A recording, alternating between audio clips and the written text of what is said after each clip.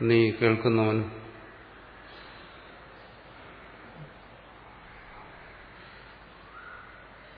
അറിവ് സ്വസ്വരൂപമായിരിക്കുന്നവൻ അവന് സ്വസ്വരൂപത്തെക്കുറിച്ചുള്ള ബോധത്തിന് ഈ ഉപായങ്ങൾ ശ്രവണം, മനനം, നിധ്യാസനങ്ങൾ ഇതെല്ലാം ആകാം. തത്ര ശ്രോതവ്യ ആചാര്യ ആഗമാഭ്യാം ഈ ശ്രവണ മനനങ്ങളിൽ ആദ്യം വരുന്ന ശ്രവണം അത് ആചാര്യനിൽ നിന്നും ആഗമത്തിൽ നിന്നും ശ്രുതി ശാസ്ത്രം. എവിടെ ആചാര്യനെ കുറിച്ച് പറയുന്നു അവിടെയെല്ലാം ഭാഷ്യകാരൻ പറയും ആചാര്യ ആഗമാഭ്യാം.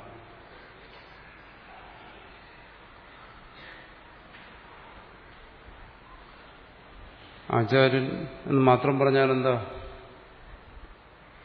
ആചാര്യൻ എല്ലാ വിദ്യകൾക്കും ആചാര്യന്മാരുണ്ട്. നാനാവിദ്യകളുണ്ടല്ലോ, ഛാന്തോക്യത്തിലും മറ്റും പറഞ്ഞതുപോലെ അതിനെല്ലാം ആചാര്യന്മാരുണ്ട്. പക്ഷെ അതുപോലെ ഇവിടെ ആഗമത്തിന്റെ താല്പര്യത്തെ അറിഞ്ഞവനായിരിക്കണം ഉപദേശിക്കുന്നു, ശ്രുതിയുടെ താല്പര്യത്തെ അറിഞ്ഞവൻ. ശ്രുതിയുടെ താല്പര്യം ആത്മബോധത്തിലാണ്.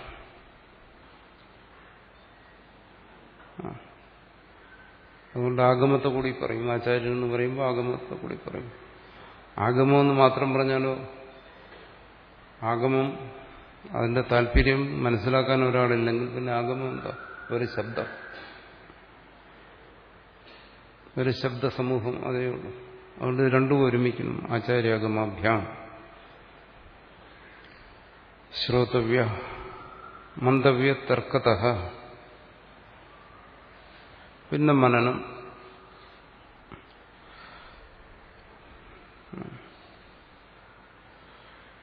യുക്തി അനുസരിച്ചുള്ള മനനം, തർക്കമനുസരിച്ച്, തർക്കത്തിനനുസരിച്ച്, യുക്തിക്കനുസരിച്ചുള്ള. അത് ശ്രുതി തന്നെ യുക്തിയെ പറയുന്നുണ്ട്. അതാണ് അടുത്ത് പറയുന്നത് തത്രജ തർക്കയുക്ത ആത്മീയവേദം സർവം.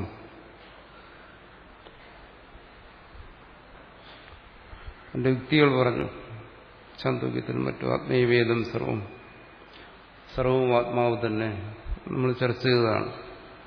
ഇത് പ്രജ്ഞാതസ്യ ഹേതുവചനം ആത്മീക സാമാന്യത്വം, ആത്മീക ഉദ്ഭവത്വം, ആത്മീക പ്രളയത്വം ച.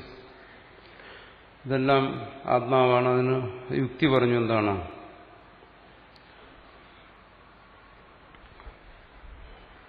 ആത്മീക സാമാന്യത്വം, എല്ലാം ആത്മാ എന്ന് പറയുന്ന ആ സത്തെ, സ്വസത്തെ ആശ്രയിച്ചിരിക്കുന്നു. പ്രകടമാകുന്നതെല്ലാം സ്വസത്തയിൽ നിന്ന് പ്രകടമാകുന്നു. ഇതെല്ലാം സ്വസത്തയിൽ തന്നെ വിലയിക്കുന്നു. അതുകൊണ്ട് എല്ലാം ആത്മാവ് തന്നെ. അത് സത്തയെന്നോ അറിവെന്നോ ആനന്ദമെന്നോ ഈ എല്ലാ തരത്തിലൂടെ പറഞ്ഞു. ആനന്ദാധ്യവ ഖല്യമാനി ഭൂതാനി എന്നെല്ലാം അവിടെ വിശദീകരിച്ചു. അപ്പോൾ ഒന്നിൽ നിന്നെല്ലാം പ്രകടമാകും, അവിടെ തന്നെ വിലയിക്കുന്നു, അതിൽ തന്നെ നിലനിൽക്കുന്നു. അതിന്റെ നിലനിൽപ്പ്, അതിന്റെ ഉണ്മ, അതിന്റെ സ്ഥിതി അത് ഇതിനെ ആശ്രയിച്ചിട്ടാണ്. അതൊക്കെ യുക്തികൾ. അപ്പോൾ ഈ ശ്രോതാവ് ഈ യുക്തികളിലൂടെ നിശ്ചയിക്കുന്ന എന്താണ്? തന്നിൽ നിന്നാണ്, തന്റെ പരമാർത്ഥ സ്വരൂപത്തിൽ നിന്ന്. അതിനാണ് ആത്മാവെന്ന് പറയുന്നത്. സ്ഥിതിയും ഉത്പത്തിയും ലയവും എല്ലാം തന്നെ ആശ്രയിച്ചിട്ടാണ്.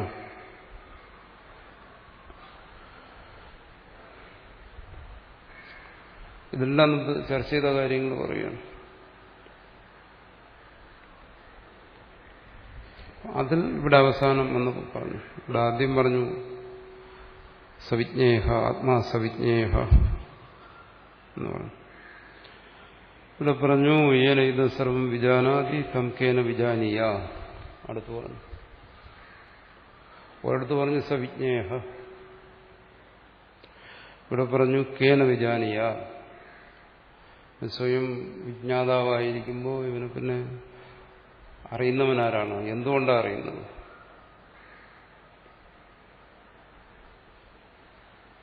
ശ്രവണ മനനങ്ങളെല്ലാം നിർദ്ദേശിക്കുകയും പിന്നീട് പറയുകയും ചെയ്യും എന്താണോ ഇതിനറിയാൻ ആരുമില്ല. പിന്നെ എന്തിനാ ശ്രവണ മനനങ്ങൾ? അപ്പോൾ എന്താണ് വിജ്ഞാനം എന്നുള്ളതിന്റെ സ്വരൂപത്തെ വെളിപ്പെടുത്താൻ വേണ്ടി പറയുകയാണ്.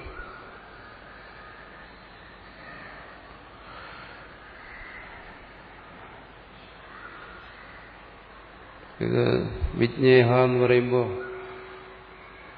നാനാ വിഷയങ്ങളെ താൻ അറിയുന്നത് പോലെ ഇതിനെയും തന്റെ അറിവിന് വിഷയമാക്കാം, തനിക്ക് ഗ്രഹിക്കാൻ പറ്റും എന്ന് തോന്നാം. അതങ്ങനെയല്ല, അത് സാധ്യമല്ല. അല്ല, പിന്നെ വിജ്ഞേയ എന്നെന്തിനു പറഞ്ഞു? അത് പറയാതിരിക്കാനും വയ്യ. എന്തുകൊണ്ട്? തന്നെ കുറിച്ചുള്ള അജ്ഞാനമുണ്ട്. ശ്രോതാവിന് താൻ ആരാണെന്ന് അറിയാൻ കഴിയുന്നില്ല. അപ്പോൾ തന്നെ സംബന്ധിച്ച് അജ്ഞാനമുണ്ട്. അത് സ്വാനുഭവമാണ്. അജ്ഞോഹം, ഞാൻ അജ്ഞനാണ്.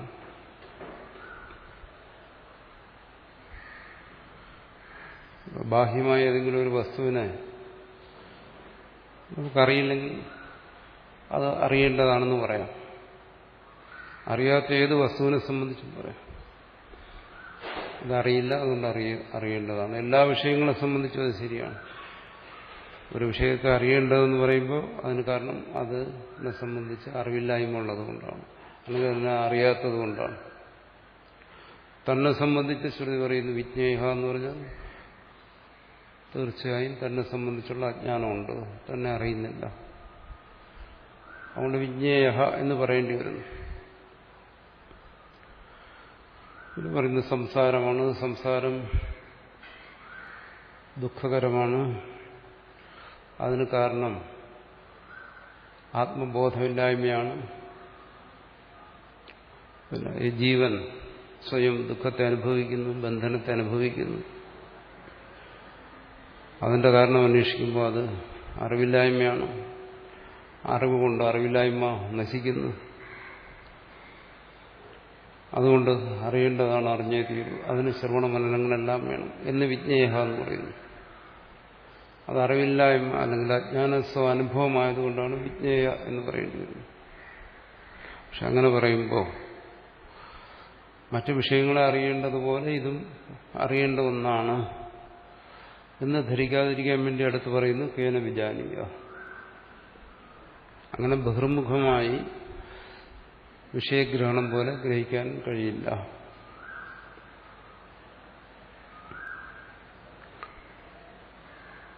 അപ്പം പിന്നെ ഇതിനെ സംബന്ധിച്ചുള്ള അറിവ് എന്താ?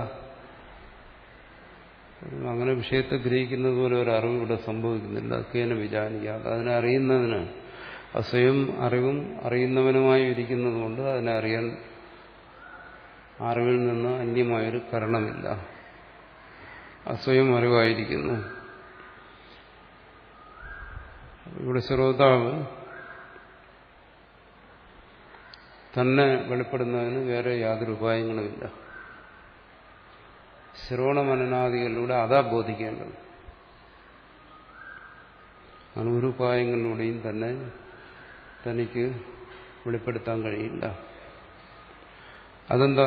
മറ്റു വിഷയങ്ങളിലെല്ലാം ശ്രവണമനങ്ങളിലൂടെ അറിവുണ്ടാകുന്നുണ്ടല്ലോ. അന്യമായ ഏത് വിഷയത്തെ സംബന്ധിച്ചും ശ്രവണ മനനങ്ങളിലൂടെ ആ വിഷയത്തെക്കുറിച്ചുള്ള നിശ്ചയാത്മകമായ ജ്ഞാനം ഉണ്ടാകും. തന്നെ സംബന്ധിച്ച് എന്തുകൊണ്ടത് സാധിക്കില്ല? അതിന് പറഞ്ഞു അത് വിജ്ഞാതാവാണ്, അത് വിജ്ഞാന സ്വരൂപമാണ്.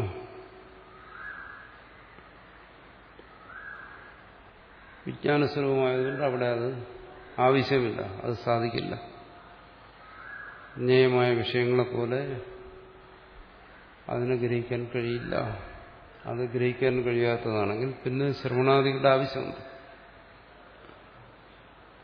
എന്തിനത് വിജ്ഞേയമെന്ന് പറഞ്ഞു?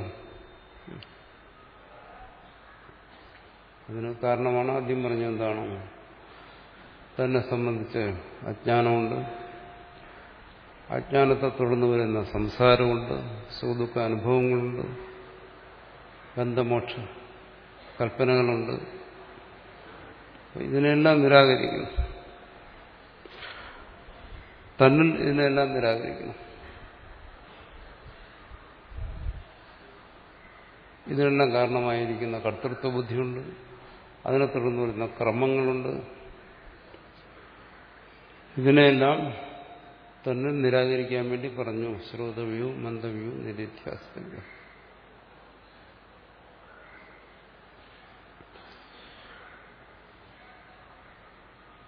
പക്ഷെ അത് മറ്റു വിഷയങ്ങളെ ഗ്രഹിക്കുന്നത് പോലെ എന്തുകൊണ്ടാകുന്നില്ല?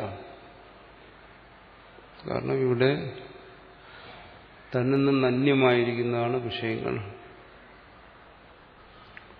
അപ്പോൾ തന്നിൽ നിന്ന് അന്യമായ വിഷയങ്ങളെ കാണുമ്പോൾ അതിൻ്റെ അറിവിന് വേണ്ടി ശ്രവണ മനനങ്ങളെല്ലാം വേണം.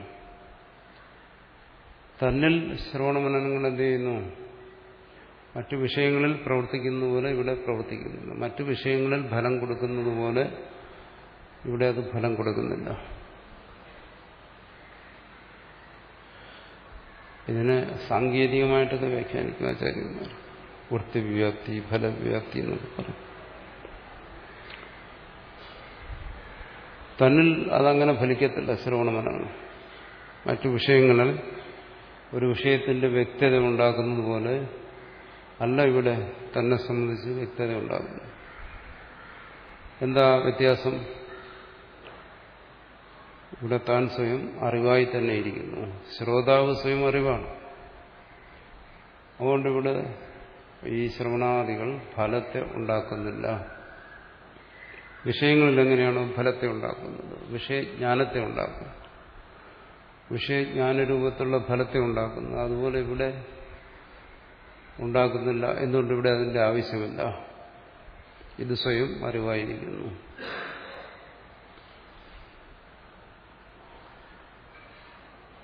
പിന്നെ ഇവിടെ എന്തിന് ശ്രവണമനനാദികൾ? ആ സ്വസ്വരൂപത്തെ സംബന്ധിച്ചുള്ള അജ്ഞാനാദികളെ നിഷേധിക്കുക, അത് മാത്രം. അത് അറിവായതുകൊണ്ടാണ് അതിനെ പറയുന്നത് സ്വയം പ്രകാശിക്കുന്നത് എന്ന് പറയുന്നത്. അതിനെ ബാധിച്ചിരിക്കുന്ന അജ്ഞാനാദികളെ നിരാകരിക്കുന്നതിന് വേണ്ടി മാത്രം, അറിയാൻ വേണ്ടിയിട്ടല്ല. അതിനു വേണ്ടിയിട്ട് ഇവിടെയും തന്നിലും ശ്രവണാദികൾ ആവശ്യമാണ്. ശ്രവണമനനങ്ങൾ തന്നിലും ആവശ്യമാണ്.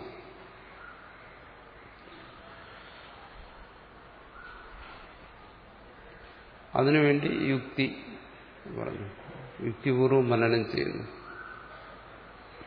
താൻ അറിവായതുകൊണ്ട് തന്നെ അവിടെ വിഷയഗ്രഹണം പോലെയുള്ള ഫലം സംഭവിക്കുന്നില്ല. എന്നാൽ ഇവിടെ ശ്രവണാദികൾ ആവശ്യമാണ് താനും.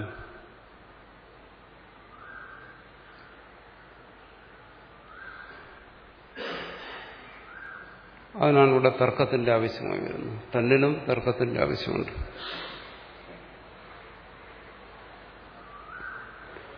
ആ മനനം തുടരുന്നതിന് വേണ്ടിയിട്ടാണ് തുടർന്നു വരുന്ന ഭാഗങ്ങളെന്നാണ്. തത്രായം ഹേതുരാസിദ്ധ